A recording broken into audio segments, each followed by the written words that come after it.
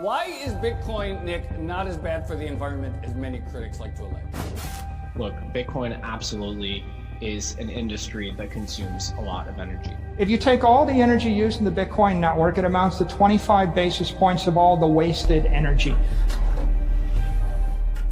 If we look 20 years out, that probably the cost to secure $100 trillion, well, it might be 50 billion, but that would be 5 basis points of the total value on the network, which makes it the least energy intensive, most efficient technology that we have perhaps discovered ever in the history of the human race.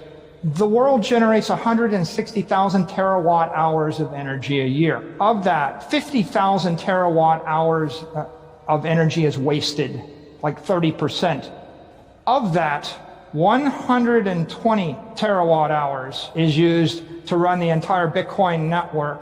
To put that in perspective, that's 7.5 basis points of all the energy in the world. The truth of the matter is everything on Earth uses more power than a small country. If you take all the energy used in the Bitcoin network, it amounts to 25 basis points of all the wasted energy. So 0.25% of the wasted energy in the world offers the hope of a decent life to 8 billion people and solves an economic problem. And but the 25 basis points is of the wasted energy, because the Bitcoin network is the bidder of last resort for all energy. So if you eliminated Bitcoin from the world and you robbed the billions of people of a decent chance at a decent life, then you wouldn't stop any waste. You're still going to waste 50,000 terawatt hours of energy. So he's focused upon a nothing. If you actually study the Bitcoin network, you'll find that there's about $1 trillion of assets under management. It's secured by about $2 billion worth of energy a year. Call it 20 basis points. 20 basis points of the energy in the network is the cost to secure it. Now that energy probably costs about 2 cents a kilowatt hour. That's what's being paid for it, maybe. And in many cases, it is literally discarded energy and there is zero value for it. No one would pay anything for it. So its marginal value to the human race is literally zero. Whereas the marginal cost of consumer energy and industrial energy is 9 to 11 or 11 to 13 cents a kilowatt hour. Meanwhile, people that are destitute in the rest of the world have a chance at a decent life using marginal cast-off energy, and anybody would deny them that. If you're concerned about the environment, you're going to focus in on the dirty energy sources, and there's 100x or 1,000x bigger target in a lot of other areas. If you look at the energy consumption of the Bitcoin network, one of the characteristics of the proof of work network is that you only mine Bitcoin in a jurisdiction where the energy is cast off, stranded, or recycled, therefore marginally not valuable. And you also only mine it in a place where you're politically welcome. So no one's going to set up a coal power plant in the middle of Central Park, Manhattan, and mine Bitcoin because it wouldn't be politically welcome. In fact, in any country where they were to decide that the Bitcoin miners are not welcome because they use energy, the miners are just going to move to a different country.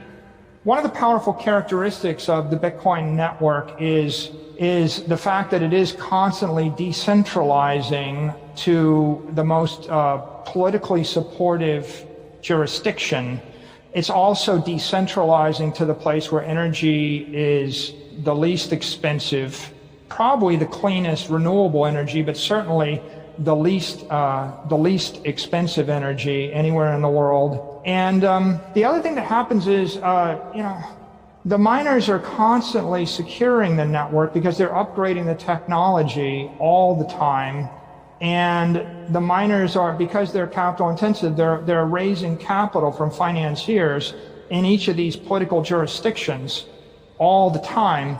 And the combination of those things means that wherever mining's not welcome, it's going to move. And wherever it moves to, it's going to be by definition welcome. And it's going to be very harmonious with the energy grid. So I don't really think that the energy usage of Bitcoin represents a threat. I actually think the opposite, which is the energy usage of a proof of work crypto asset network creates 7 layers of security to the asset, which are absolutely critical.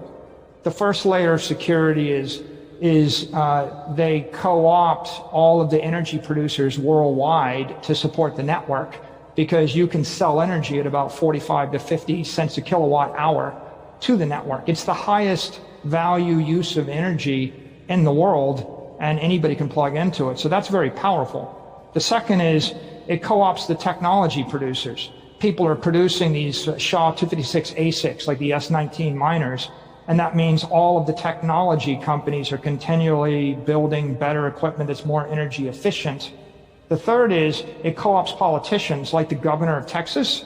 There's no way the governor of Texas would be supporting Bitcoin except for the fact that Bitcoin mines in Texas are creating jobs and bringing tax revenues, and they're providing massive revenues to Texas energy producers. The fourth is it co-ops Wall Street, because Wall Street's financing all of these Bitcoin miners in a big way. And you're talking about hundreds and hundreds of multi-billion-dollar entities that are financing them. The fifth is it makes the security temporal. It takes 24 to 48 months to actually create a material Bitcoin mining operation. So if you wanted to attack the network, you've got to do it over the course of 36 months without 250 million people figuring out that you're going to do it. And then it also decentralizes it spatially, because you can't locate all of the Bitcoin mining in the world in one spot, because you can't get enough energy in the one spot. And so you've got a natural spatial decentralization. After you finish with those 6 things, the 7th layer of security is the mining network. You end up with hundreds of miners that have invested billions, if not tens of billions of dollars in creating these security data centers or security nodes, which we call Bitcoin mines. And they've got so much vested interest in running the network. They've all got the support of their local politicians, their local governments. They're going to defend the network. There are 2 more dynamics very important. One, if I had $1 billion of gold in Manhattan, you'd be relying upon the mayor of New York City and the governor of New York and the country of the United States to secure your gold. But if you have $1 billion of Bitcoin in Manhattan, the security comes from a decentralized set of nodes in other jurisdictions, not even in the US. And even if the US, the mayor, and the governor attacked your money, you end up with someone in Iceland or Finland or China or Iran or Iraq or someplace in some cyberspace you can't even find that's defending your money. And so that's a very, very powerful idea.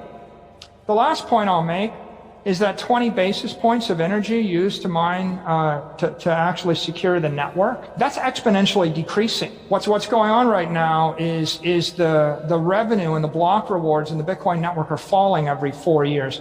So by the year 2035, 99% of the Bitcoin's been mined, and that means that the network starts to run only on transaction fees. The incentive of the network to burn energy will fall almost by an order of magnitude, and the efficiency of the SHA-256 ASICs will increase by an order of magnitude.